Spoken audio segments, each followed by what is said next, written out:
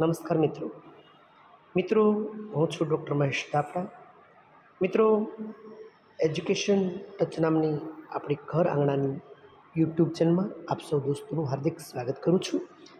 મિત્રો, આ ચેનલ પર 1111 જેટલા મિત્રો આ ચેનલ પર ઇંગ્લિશ વ્યાકરણ, અંગ્રેજી ગ્રામર, દોસ્તો અંગ્રેજી ગ્રામરના 1111 જેટલા વિડીયો ઇંગ્લિશ ગ્રામરના આ ચેનલ પર અવેલેબલ છે। દોસ્તો, આજે અંગ્રેજી વ્યાકરણના જે વિડીયો છે, આ વિડીયો જે વિદ્યાર્થીઓ હાલ સ્પર્ધાત્મક પરીક્ષાની તૈયારી કરે છે એવા વિદ્યાર્થીઓ માટે, તેમજ ધોરણ 9 થી 12માં જે અભ્યાસ કરતા હોય એવા વિદ્યાર્થીઓ માટે પણ આ અંગ્રેજી વ્યાકરણના વિડીયો ખરેખર ખૂબ જ ઉપયોગી બની રહેશે એવી મને શ્રદ્ધા છે। તેથી દોસ્તો, જે વિદ્યાર્થીઓ અંગ્રેજી શીખવા ઈચ્છતા હોય એ વિદ્યાર્થીઓ સુધી એજ્યુકેશન ટચ નામની આપણી આ ઘર આંગણાની યુટ્યુબ ચેનલને અવશ્ય પહોંચાડજો એવી હું આપણી પાસે અપેક્ષા રાખું છું। દોસ્તો, હાલ સ્પર્ધાત્મક પરીક્ષાનું એક જબરજસ્ત માહોલ જ્યારે ચાલી રહ્યો છે, ત્યારે વિદ્યાર્થીઓને પરીક્ષાની અંદર કરંટ અફેર્સ એટલે કે તાજેતરની ઘટનાનો પણ એક વિષય, એક ભાગ પૂછવામાં આવે છે। દોસ્તો, દેશ વિદેશમાં બનતી અનેક ઘટનાઓ, અનેક યોજનાઓ, ઉદ્ઘાટનો, એવોર્ડ્સ, સાહિત્ય અને જુદા જુદા સમાચારોથી વિદ્યાર્થીએ વાકેફ રહેવું જોઈએ। એ અનુસંધાને કરંટ અફેર્સ નામનો એક ભાગ સ્પર્ધાત્મક પરીક્ષાની તૈયારી કરે છે એવા વિદ્યાર્થીઓ માટે ખૂબ જ અગત્યનો બની રહે છે। ત્યારે દોસ્તો, આજે 140મો વિડીયો આપની સમક્ષ મૂકતા હું ખરેખર ખૂબ જ આનંદ અનુભવી રહ્યો છું। દોસ્તો, 140મો કરંટ અફેર્સનો આ વિડીયો જે વિદ્યાર્થીઓ સ્પર્ધાત્મક પરીક્ષાની તૈયારી કરે છે એવા વિદ્યાર્થીઓ સુધી અવશ્ય પહોંચાડી આપ પણ આ યજ્ઞ કાર્યના સહભાગી બનશો એવી હું આપની પાસે અપેક્ષા રાખું છું। દોસ્તો, જોઈએ આ અઠવાડિયાના કરંટ અફેર્સ। દોસ્તો, અહીંયા જે હું સમાચાર પ્રસ્તુત કરું છું એ સમાચાર મારા વાંચનની એક મર્યાદાને અનુરૂપ હોય છે। સંભવ છે કે ક્ષતિ હોય તો ચોક્કસપણે કોઈ ઓથેન્ટિક ન્યૂઝપેપરનો અભ્યાસ પણ અવશ્ય કરી લેશું। ચાલો દોસ્તો, આ અઠવાડિયાના સમાચારમાં એક નજર નાખીએ તો દોસ્તો, તાજેતરમાં 14મી માર્ચના રોજ international day of action for river તરીકે ઉજવવામાં આવેલ છે। ખાસ યાદ રાખજો, 14મી March international day of action for river તરીકે ઉજવાયેલ। આ જે દિવસ ઉજવવામાં આવ્યો, international day of action for river, એમની થીમ શું હતી? Water for all. ખાસ યાદ રાખજો, 14મી March international day of action for river. મિત્રો, 15મી માર્ચ એ વિશ્વ ગ્રાહક સુરક્ષા દિવસ, વિશ્વ ઉપભોક્તા અધિકાર દિવસ તરીકે મનાવવામાં આવેલ। આ વર્ષે આ ઉપભોક્તા અધિકાર દિવસની જે થીમ હતી, fair and responsible all for consumers. ખાસ થીમ યાદ રાખજો, કયો દિવસ?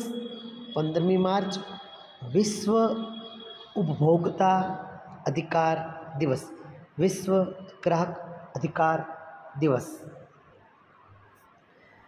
મિત્રો, તાજેતરમાં જ મહારાષ્ટ્ર સરકારે એમનું જે અહમદનગર નામનું જે શહેર હતું એ નામ બદલીને અહિલ્યાનગર રાખેલ છે।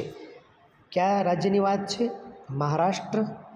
અહમદનગરનું નામ અહિલ્યાનગર રાખવામાં આવેલ છે। મિત્રો, તાજેતરમાં જ લડાખ અને હિમાચલ પ્રદેશને જોડતી સડકને નીમુ પદમ દરચા નામ આપવામાં આવેલ છે, અથવા તો આ નામથી ઓળખવામાં આવેલ છે। ખાસ આ બે સ્થળ, લડાખ અને હિમાચલ પ્રદેશને જોડતી સડક નીમુ પદમ દરચા, આ સડકનું નામ ખાસ યાદ રાખજો। કયા બે પ્રદેશને જોડે છે? તો કે હિમાચલ પ્રદેશ અને લડાખ વચ્ચે આ સડક તૈયાર કરવામાં આવેલ છે। મિત્રો, તાજેતરમાં જ માનનીય પ્રધાનમંત્રીશ્રીએ પશ્ચિમ બંગાળની કલકત્તા ખાતેની હુગલી નદીમાં ભારતની પ્રથમ અંડર વોટર મેટ્રો, ખાસ યાદ રાખજો, ભારતની પ્રથમ અંડર વોટર મેટ્રો ક્યાં શરૂ કરી? હુગલી નદીમાં। હુગલી નદી ક્યાં આવી?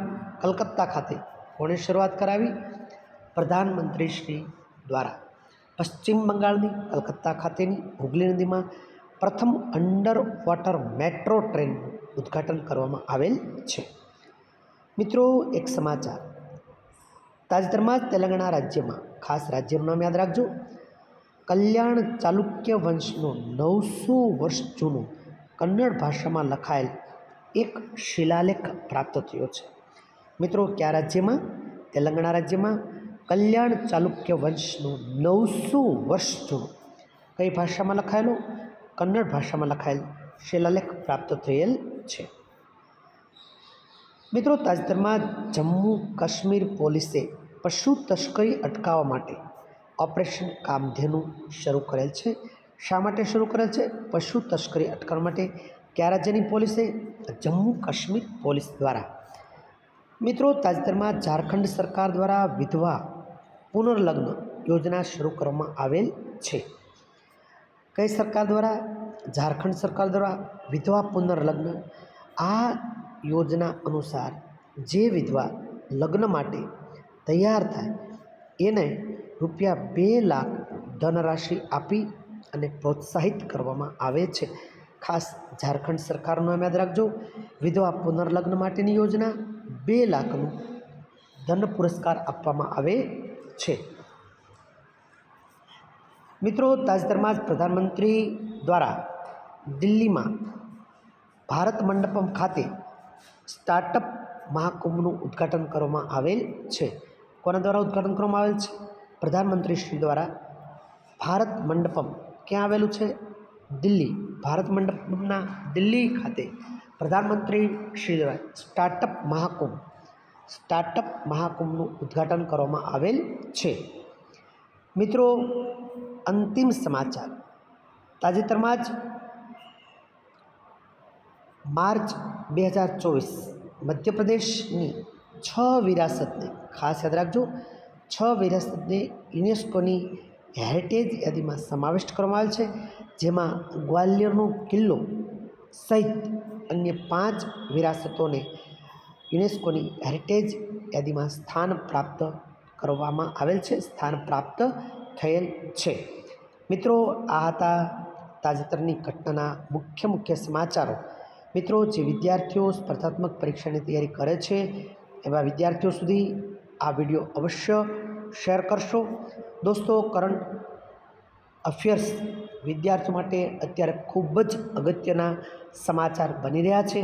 જે વિદ્યાર્થીઓ ગ્રામ્ય કક્ષાએ અભ્યાસ કરે છે, તૈયારી કરે છે, એવા વિદ્યાર્થીઓ સુધી આ વિડીયો પહોંચાડી દોસ્તો આપ પણ આ યજ્ઞ કાર્યના સહભાગી બનશો એવી હું આપની પાસે અપેક્ષા રાખું છું।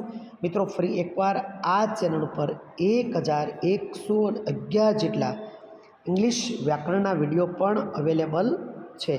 તો દોસ્તો, આ અંગ્રેજી વ્યાકરણના વિડીયો પણ જે વિદ્યાર્થીઓ અંગ્રેજી ગ્રામર શીખવા ઈચ્છતા હોય એવા વિદ્યાર્થીઓ સુધી પહોંચાડી આ યજ્ઞના સહભાગી આપ પણ બનશો એવી હું આપની પાસે અપેક્ષા રાખું છું। દોસ્તો, ફરી પાછા નવા સમાચાર સાથે મળશું આવતા રવિવારે। ત્યાં સુધી ભારત માતા કી જય।